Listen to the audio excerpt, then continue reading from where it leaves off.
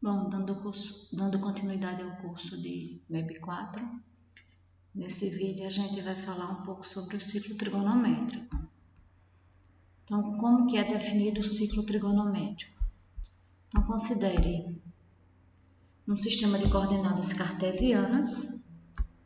Sobre esse sistema, suponha uma circunferência de raio 1 e que é centrada na origem do sistema de coordenadas. Então, o que a gente observa? Essa circunferência daqui, se ela tem raio 1, o seu comprimento vai ser igual a 2 vezes π vezes o raio. Então, o comprimento total dessa circunferência é 2π, tá? Então, nessa circunferência daí, a gente vai definir uma relação de R dos números reais em lambda, ou seja, para cada x pertencente aos reais, vamos associar um ponto dessa circunferência, e essa associação é feita da seguinte maneira. Quando x for igual a zero, então o ponto P ele está exatamente coincidindo com o ponto A, ou seja, é o ponto da circunferência que intercepta o eixo x no semi-eixo positivo. Então, como o raio é 1, esse ponto aqui tem coordenadas 1, 0, né? Agora, se x for maior que 0, onde que vai estar o ponto P? Então, para determinar a localização do ponto P, eu vou fazer o seguinte, eu considero um arco de circunferência cujo comprimento é igual a x. E aí, o ponto P é a extremidade desse arco de circunferência. Por exemplo, se x for igual a π sobre 2, se x é igual a π sobre 2, então o que é que vai acontecer? O arco tem exatamente esse comprimento, então o ponto P ele vai dar aqui em cima de B, tá? Agora, e se x for menos π sobre 2? Se x for menos π sobre 2, ao invés de pegar o arco no sentido anti-horário, eu vou pegar o arco no sentido horário com comprimento π sobre 2. Então, eu pego um arco de comprimento π sobre 2 no sentido anti-horário, aqui embaixo vai estar o ponto menos π sobre 2. Então, essa circunferência com origem no ponto A circunferência, considerando a origem aqui no ponto A, é chamada de ciclo trigonométrico.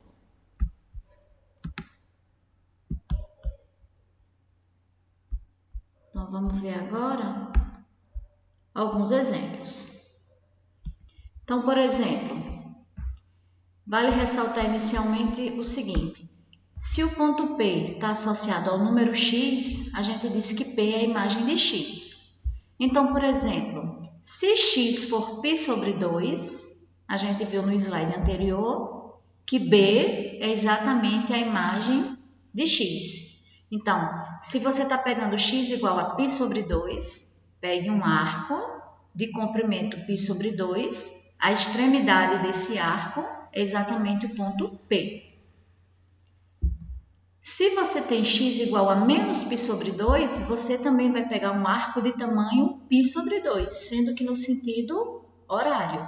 Então, nesse caso, eu tenho aqui um arco de tamanho π sobre 2, no sentido anti-horário, então o ponto B' é que é o ponto P. Mais um exemplo, aqui. Considere agora x igual a π. X igual a π. Então, eu vou fazer um arco de comprimento π. Comprimento π é metade da circunferência, porque lembra que a circunferência inteira tem comprimento 2π. Então, é um arco de meia volta. Dessa forma, o ponto P está aqui em A'. Observa que se eu pegar menos π, x igual a menos π, eu vou estar exatamente no mesmo ponto A', só que eu vim por sentido oposto, eu vim pelo sentido horário. Enquanto que para determinar π, eu vim pelo sentido anti-horário. Então, nesse caso aí, de qualquer modo, em termos de ponto na circunferência, tanto faz π como menos π, né? Termina sendo exatamente o mesmo ponto. Aqui a gente tem um outro exemplo.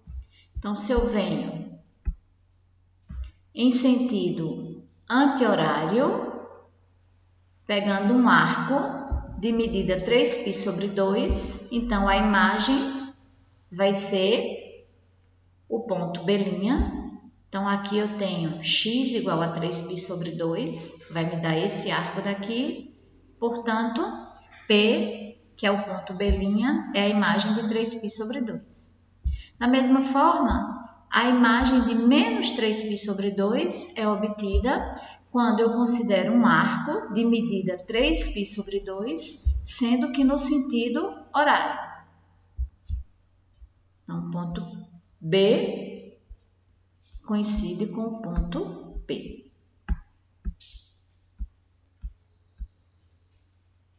Uma outra coisa que é importante a gente observar é o seguinte. Suponha que você tem aqui um ponto P0. Tá aqui o meu ponto P0, x0, desculpa. Então, significa que o comprimento desse arco é x0. Se eu pegar, ao invés de x0, eu pegar um outro x que seja x0 mais 2π. Então, eu teria aqui x0 mais 2π daria mais uma volta inteira no círculo trigonométrico e eu voltaria exatamente para o mesmo canto. Ou seja, sempre que eu pegar um ponto, quando eu pego ele mais 2π, eu volto exatamente para o mesmo ponto. Ou seja, x0 e x0 mais 2π tem exatamente a mesma imagem em P. Da mesma forma, se ao invés de eu pegar x0 mais 2π, eu pego x0 mais 4π, eu vou ter a mesma imagem. Porque quem seria x0 mais 4π? Seria x0, dou uma volta inteira e volto para P. x0 mais 2π, dou mais uma volta inteira, volto para P, x0 mais 2π. A mesma forma, se eu pegar no sentido inverso, estou aqui x0, então pegue 2π no sentido horário, então seria x0 menos 2π. Volto para o mesmo ponto P. Se eu pego x0 menos 4π, volto exatamente para o mesmo ponto P depois de dar duas voltas. Então, por exemplo, quando eu falo o seguinte, se eu pego P, o ponto que representa, o ponto que é a imagem de π sobre 2. Isso daqui, como a gente já viu, vai ser o ponto B. Agora, se ao invés disso, eu pego 5π sobre 2. Quem seria a imagem disso? Vê que 5π sobre 2 é a mesma coisa que π sobre 2 mais 2π. Então, vê que 5π sobre 2, quem é esse arco? É como se eu pegasse π sobre 2 e acrescentasse a esse tamanho mais 2π. Mas quem seria acrescentar mais 2π? Seria pegar mais toda uma volta inteira. Então, eu voltaria exatamente aqui para o ponto B. Certo? Isso faz com que a gente tenha uma relação bem completa com o conjunto dos números reais, né? Não fica só limitado ao intervalo que vai de 0 a 2π, e sim vai de menos infinito até infinito. Basta que eu dê tantas voltas quanto forem necessárias no ciclo trigonométrico.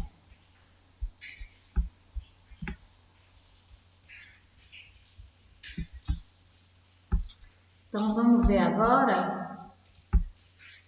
uma outra definiçãozinha que a gente tem. Quando a gente considera um ciclo trigonométrico, observa que o plano cartesiano ele fica dividido em 4 partes. Cada uma dessas partes eu chamo de quadrante. Então, eu tenho aqui o primeiro quadrante, segundo quadrante, terceiro quadrante e quarto quadrante, tá? Vamos aos exemplos. Eu tenho aqui. Divide-se o ciclo trigonométrico em 12 partes iguais, usando o ponto A como um dos divisores. Determine os valores de x no intervalo que vai de 0 até 2π, cujas imagens são os pontos divisores. Então, eu tenho aqui o meu ciclo trigonométrico e o ciclo foi dividido em 12 partes iguais, sendo que o ponto A é um dos pontos divisores. Então, eu tenho A, B, C, D e assim sucessivamente. Então, como eu dividi em 12 partes iguais, observa que cada arcozinho desse vai ter que medida 2π dividido por 12, ou seja, π sobre 6. Então, o ponto B, ele vai ser exatamente a imagem de π sobre 6. O ponto C, ele vai ser a imagem de quanto? Observa que os tamanhos todos são iguais. Então, esse tamanho daqui é π sobre 6. Então, esse tamanho daqui todo vai ser 2 vezes π sobre 6, que é igual a π sobre 3. E aqui em D? Em D, a gente já sabe que é π sobre 2, mas você pode verificar também que D é a mesma coisa que 3 vezes π sobre 6, que vai dar exatamente π sobre 2. E você pode fazer isso para cada um desses pontos daqui, tá? O exercício seguinte é parecido com esse, sendo que o que você vai fazer? Eu não quero x pertencente a 0, 2π. Eu quero x pertencente a menos 2π, 0. Então, ao invés de você contar os arcos no sentido anti-horário, você vai contar no sentido horário. Então, por exemplo, quem seria L? L vai ser exatamente, lembra que a medida disso daqui era o quê? π sobre 6. Mas como você está no sentido anti-horário, isso vai dar menos π sobre 6, porque você está no sentido horário, desculpe. E aí, quanto seria K? K no sentido horário, e isso daqui tem comprimento quanto? 2 vezes π sobre 6, que dá π sobre 3. Então, fica menos π sobre 3, porque você está no sentido horário. E, finalmente, no último exercício é igual a esse, sendo que ao invés de dividir em 12 partes iguais, o ciclo foi dividido em 8 partes. Então, se o ciclo foi dividido em 8 partes, cada parte dessa tem que medida 2π dividido por 8, ou seja, π sobre 4. Então, considerando isso daqui, eu tenho que B é a imagem de π sobre 4. C vai ser a imagem de quem? C é sempre aquele mesmo ponto que é a imagem de π sobre 2. Então, tanto faz em quantas divisões esse daqui vai ser feito, se o ponto cai aqui em cima do eixo Y, no semi-eixo positivo, isso daqui é π sobre 2, tá? Da mesma forma, claro, se eu vier contando positivamente, se eu vier contando negativamente, isso daqui vai ser menos 3π sobre 2, né? Da mesma forma, se eu estou aqui em cima, isso daqui é π, isso daqui é 3π sobre 2. Mas quem seria D? Seria 3 vezes π sobre 4. Então, D é 3π sobre 4. E assim sucessivamente. Agora que a gente já falou sobre ciclo trigonométrico, estamos prontos para falar sobre as funções circulares. Nosso próximo vídeo vai ser sobre as funções seno, cosseno e tangente.